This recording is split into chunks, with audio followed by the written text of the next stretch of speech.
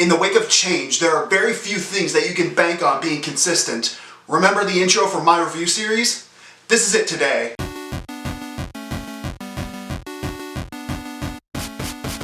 Feel old yet? Hello there, Frogman, better known as Ryan.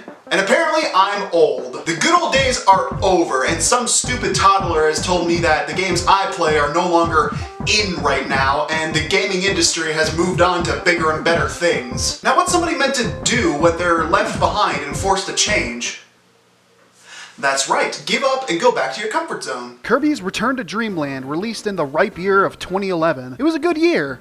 This didn't exist yet. Now, to a normal consumer, you may be asking yourself, isn't Dreamland Kirby's home? Why is he returning to it? While Dreamland wasn't a faraway destination from the previous few games, the last two before this didn't sit the best with fans, as they were completely different to the expected Kirby experience. I mean, I guess that's fair, since both did away with Kirby's signature abilities and replaced them with yarn whips and gaining mass. Honestly, it's the most relatable Kirby's ever been. The return part of the title is meant to symbolize Kirby's return to form. He has his full suite of abilities back, and some newer ones to tickle your fancy. Not only that, but the boys are back too. King Dedede and Meta Knight are playable as secondary characters, along with Bandana Waddle Dee making his playable debut. You're only locked to one abilities when you play as them, but they make up for it by, I don't know, being cool, I guess? I'll be more fair. These characters have some different abilities.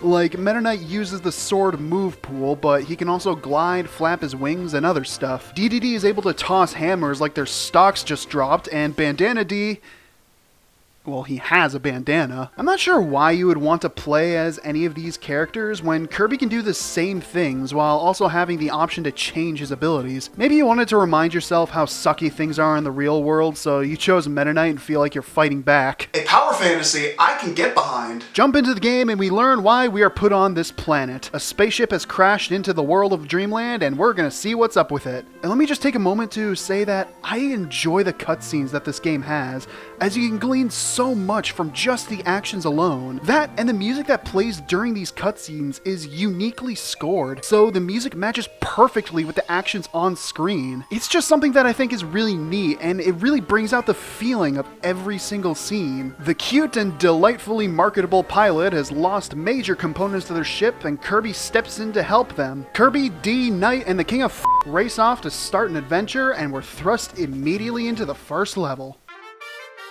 Didn't I have friends at one point? One of the biggest parts of the marketing was the idea of local multiplayer with 4 people, hence the new playable liabilities we get to control. This can be good to play with friends and family and to make things a little more chaotic and fun, but let me remind you, I live in Minnesota. Nobody's coming here anytime soon. You wanna come play Kirby? So we're lone wolfing it with Kirby, and honestly, I wouldn't have it any other way. Kirby controls great. He can jump, sprint, slide on the ground, and most importantly, he can hover and inhale enemies. Being able to fly as a basic ability always places Kirby on the easy side of platformers, and one might ask what the point is in having death pits if we can fly at any time. Well, to quote Ye when he looked at his career in 2022, I'll fuck it up somehow. All that needs to be known is Kirby's movements feel very nice and make the player feel safe in traversing the levels, which have a slow and subtle way of ramping up difficulty in the platforming without ever punishing the player too harshly. As you progress through the game, you'll encounter more and more obstacles that grow in size, but you'll encounter far less instant death pits, meaning you can still have trouble going through them, but you'll only be taking damage and then you'll just move on after that. It's these small things that keep you progressing while also making things seem harder that I like about this game. I was blasting through as fast as I could, and it wasn't because I was an expert at dodging hazards.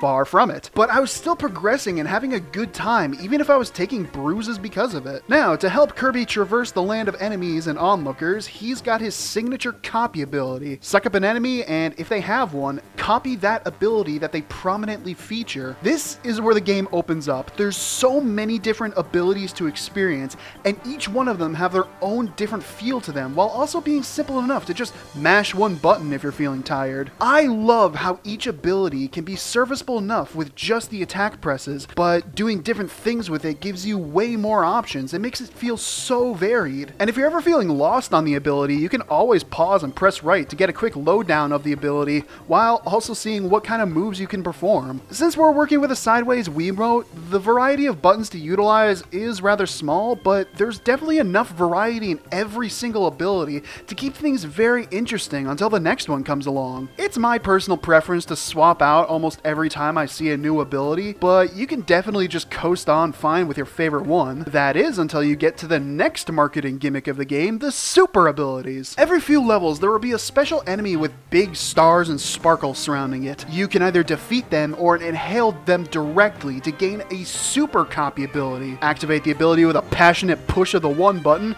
and watch as Kirby annihilates everything on screen.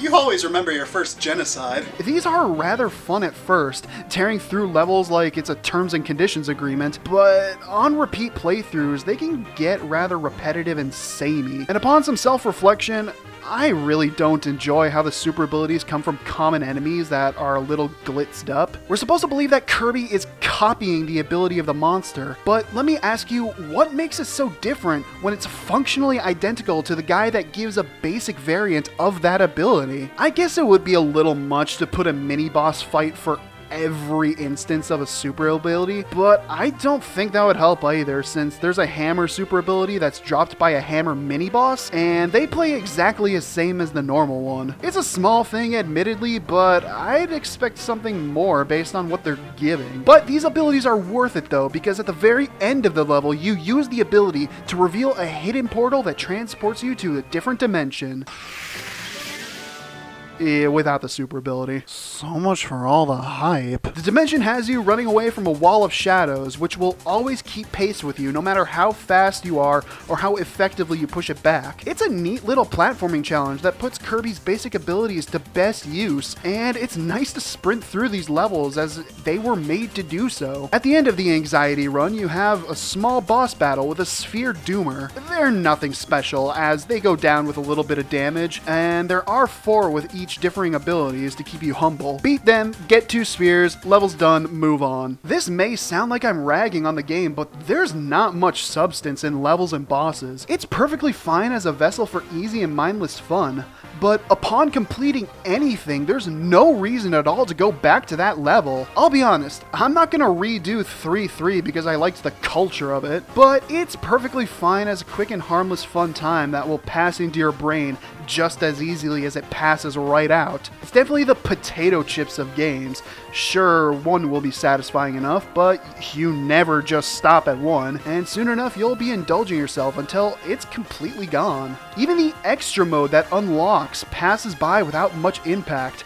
Basically all extra mode is you have less health, bosses have different coloring, along with more strength and different moves. It's just the entire game with a hard mode filter on, but even then it still breezes by without too much troubles. After you gawk at the enemy changes, collect the spheres, you can search through the spaceship to see the 2 side modes. They don't amount to much really. Ninja Throw is a little too linear, and Scope Shot, while fun, it's just shoot thing till it dies. It really doesn't go any deeper than that. There are also ability-specific challenges, and they're nice for a platforming and ability-based challenge, but beating them doesn't get you anything except a sense of lost time in your youth. After that, there's the Boss Rush Arena mode where you fight all the bosses in one go, the True Arena with those bosses in extra mode, with a Galactonite as a hidden boss, and that's your lot.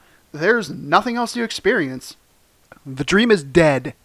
Overall, Kirby's Return to Dreamland is a very fun time if you're looking for mindless entertainment. The levels don't punish you super harshly for failing certain platform challenges, instead opting for mostly damage that will stack up against you over time, but still allow you to progress forward, making sure you're never losing progression, even if you are messing up just a little bit. The super abilities, while being a big part of the marketing, doesn't really factor too much into it in the grand scheme of the whole experience. But they are fun when you do get to use them. And while there is a lot to do, that being the normal and extra mode, and getting all of the energy spheres in those respective modes, completing them all feels hollow. Like, it's definitely what you expected when completing a checklist of things to do, but in a game where there's so much variety and colorful characters to play as, you're kind of hoping that there's just this one extra thing to keep you entertained for just a little bit longer. With that said, I think it's time to put my personal piece of nostalgia away.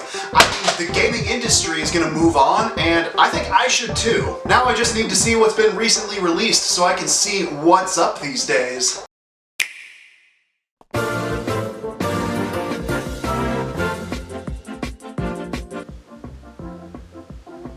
If that's not a clear reason to never change, I don't know what is.